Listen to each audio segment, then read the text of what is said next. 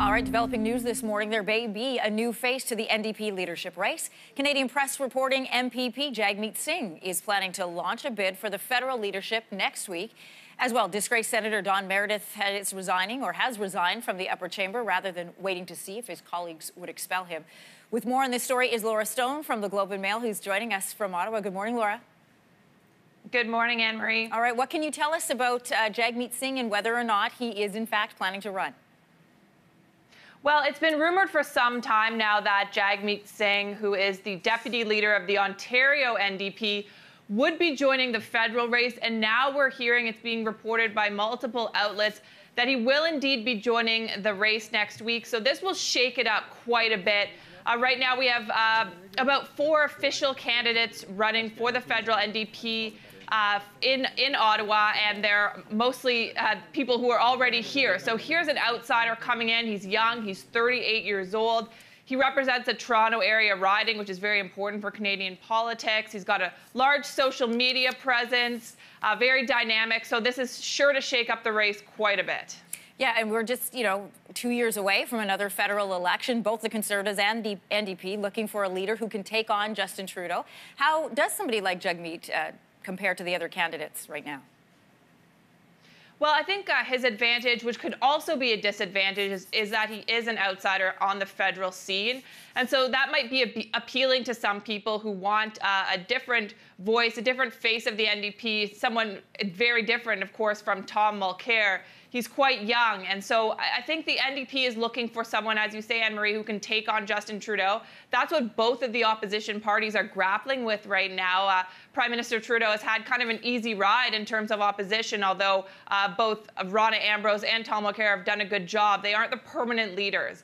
And so that is one of the questions that the members are going to have to face. Who is the best person to take on Justin Trudeau? Who can win the most votes? Of course, the NDP also has the Quebec question. Who can do well in Quebec? And that will be one of the big questions facing Jagmeet Singh. Is he fluent in French? Can he debate in French? And can he win in Quebec?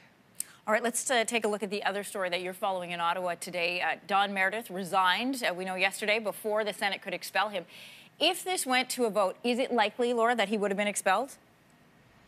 It was highly possible. I mean, many senators had come out, called on him to resign, said what he did in having an inappropriate sexual relationship with a teenage girl was disgusting.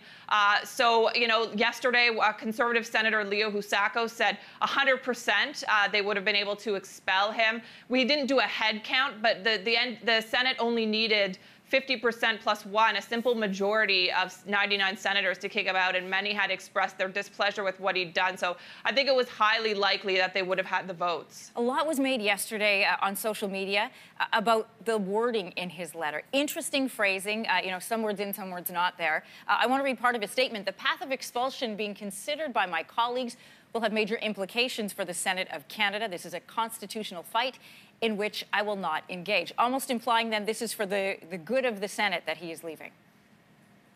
Yes, lots of confusion yesterday regarding that letter. I was in the Senate when it was first released, and senators were worried about even saying that he had resigned because he hadn't said it explicitly in his letter. Conservative Senator Denise Batter said she'd never seen a resignation letter without the word resignation in it, and she just simply said good riddance to him. You know what? Don Meredith's lawyer says he's doing this for the good of his family, for the good of the woman involved in this, for the good of the Senate. Questions remain about whether he was at the end of the road here and saw the writing on the wall and was simply quitting before the Senate had the chance to expel him. Although, you know what, there is the question of whether the Senate did have the authority to do this. The Senate's law clerk said they believe they were able to expel one of its own members, but this had never been done before. So that question remains unanswered now that Don Meredith has quit. All right, Senator Don Meredith also facing 2 other ethics investigations. The story isn't done yet. Some senators now worried that those might be dropped, those investigations, if he resigns. So where do they stand now?